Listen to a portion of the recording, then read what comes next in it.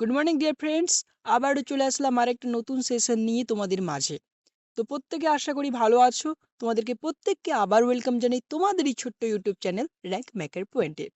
আজকে আমরা editorial writer মানে আমাদের যে পরীক্ষায় সবথেকে বেশি পরিমাণে আসে যে টপিকগুলো, সেই টপিক থেকে আমরা আজকে করব। কি করব? Editorial letter. কি টপিক নিয়ে পড়বো আমরা? এডিটোরিয়াল লেটার নিয়ে। এডিটোরিয়াল লেটার আমাদের পরীক্ষায় খুব বেশি পরিমাণে ক্লাস 10 এর এক্সামের ক্ষেত্রে পড়ে থাকে। তো এই লেটারগুলো আমাদের কিন্তু অনেকটাই বেশি পরিমাণে লিখতে হয় এবং অনেক অসুবিধার সম্মুখীন হতে হয় শিক্ষার্থীদের। তাই তোমাদের কথা মাথায় রেখে আমরা নিয়ে এসেছি এর একটা ইউনিক ফরম্যাট, যাতে তুমি হালকা ফুলকা চেঞ্জ করার পরে পুরোপুরি লেখাটা লিখে আসলে, মানছি না তুমি 10 এ 10 পাবে, 10 এ 10 পাবে না, কিন্তু তার ভিতরে তুমি 7 থেকে 8 নাম্বার ইজিলি পরীক্ষায় পরীক্ষক তোমাকে দিয়ে দেবেন। বোঝাতে পেরেছি? তাহলে কেন ফরম্যাটটা দেখো আমি বলে দিই। এই ফরম্যাটটাই যে তুমি লিখবে তেমন ব্যাপার নয়, বাট তুমি চাইলে আরও স্ট্যান্ডার্ডভাবে লিখতে পারো। আমরা সেই সমস্ত স্টুডেন্টদের কথা ভেবে ফরম্যাটটি বানিয়েছি যারা মডারেট স্টুডেন্ট বা তার থেকেও লোয়ার, যারা ইংরেজিতে বারবার লেখার জন্য মুখস্থ করতে হয়, সেই সমস্ত স্টুডেন্টদের কথা মাথায় রেখে আমরা কিন্তু এই ফরম্যাটটি চালিয়েছি। তো যদি তোমার এর থেকে স্ট্যান্ডার্ড লিখতে পারো, অবশ্যই লিখতে পারো, কোনো সমস্যা নেই। তো দেখো আমরা এখন শুরু করতে চলেছি। তোমরা প্রত্যেকে একটা খাতা আর একটা পেন রাখবে সঙ্গে। আমার বলার সাথে সাথে নোট করবে। নোট করার সঙ্গে তোমার কি হবে, টাইমের ম্যানেজমেন্টটা খুব একটু সহজ হয়ে যাবে। তো চলো শুরু করা যাক। এখন দেখো, এই রয়েছে আমাদের নোটিশ। নোটিশ বলি, sorry, editorial letter format. Editorial letter format, এটা শুধু লেখা আছে, লিখবে না পরীক্ষার খাতায়। কি লিখবে? প্রথমে দেখো টু লিখেছি, এখানে টু, টু লিখেছি, টু লিখেছি তো two.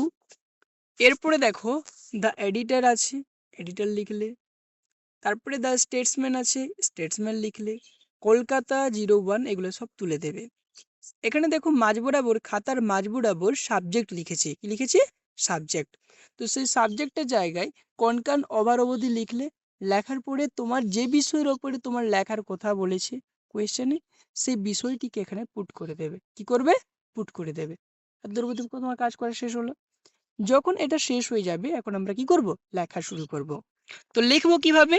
Sir, kindly allow me a little space to express my grave concern over, যে বিষয়টা উপরে লিখেছিলে সেই বিষয়টা এখানে দিয়ে দেবে। Through the column of your highly circulated diary to draw attention of the concern authority. আদর অবধি শুধুমাত্র তুমি কোথায় চেঞ্জ করলে? শুধুমাত্র যে বিষয় লিখেছি সেইখানে তোমার যে টপিকের কোয়েশ্চেন, কোয়েশ্চেনে যে টপিক দিয়ে লিখতে বলা হয়েছে সেই টপিকটা তুমি এখানে তুলে দেবে। হয়ে গেল। এরপরে যখন এতদূর অবধি তোমার লেখা হয়ে গেল, তারপরে কি লিখবে?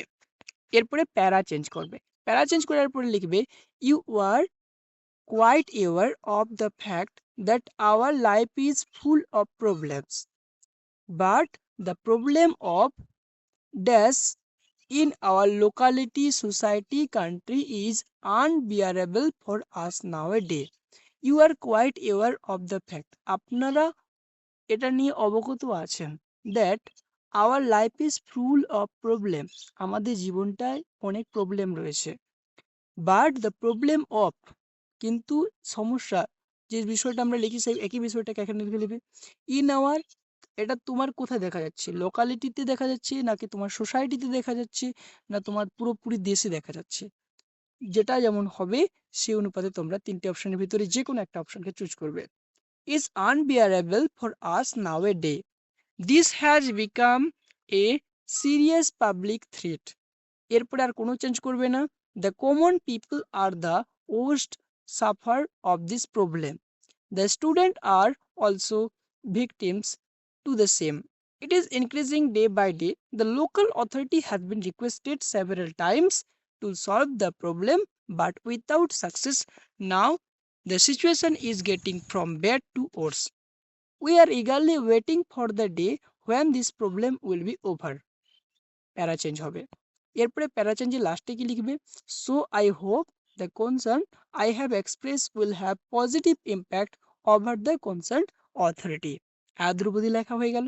শুধু কোন জায়গায় চেঞ্জ করলে, এই জায়গাটায় তুমি বিষয়টা বসিয়ে দিলে, আর এই জায়গাটায় বিষয়টিকে বসিয়ে দিলে, এই জায়গাটায় বিষয়টা বসিয়ে দিলে, আর এই জায়গাটায় তুমি কি করলে, বিষয়টাকে বসিয়ে দিলে, বসিয়ে দিলে।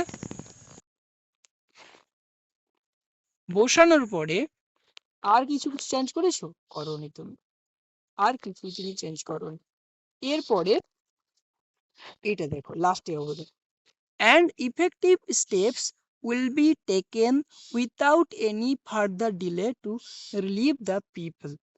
লাস্টে লিখবে ইউর ফেথফুলি, দিয়ে নিজের নামটা লিখে দিবে, আর এখানে তোমার ঠিকানা ও ডেটটা দিয়ে দেবে বাম সাইডে খাতার। বোঝাতে পারলাম? মাত্র দুটো জায়গায় তুমি চেঞ্জ করবে, এইখানে চেঞ্জ করবে আর এইখানে চেঞ্জ করবে, দুটো জায়গায়, আর উপরে তিনটে জায়গায় চেঞ্জ করবে। আর ফুলফিল ভাবে যতটুকু লিখেছি ততটুকু পরীক্ষার খাতায় লিখে আসবে এবং বাড়িতে বসে প্র্যাকটিস করবে। অবশ্যই তুমি 7 থেকে 8 ইজিলি পেয়ে যাবে, স্যার খাতাটা দেখলেই তোমাকে নাম্বার দেবেন। ঠিক আছে? তো থ্যাংক ইউ, দেখা হবে পরের ক্লাসে আরেকটা নতুন রাইটিং স্কিলের নতুন একটা টপিক নিয়ে। ততদিন অবধি তোমরা এই টপিকগুলো দিয়ে প্র্যাকটিস করতে থাকো যতদিন যা কিছু পড়ানো হয়েছে। আমরা এর আগের ক্লাসেও কিন্তু অনেক কিছু করিয়ে দিয়েছি, biography writing, notice writing, process writing, এগুলো হয়ে গেছে। যদি তোমাদের করা না থাকে অবশ্যই আমাদের চ্যানেলে গিয়ে দেখতে পারো। তো থ্যাংক ইউ, দেখা হবে পরের ক্লাসে। প্রত্যেকে নিজের খেয়াল রেখো।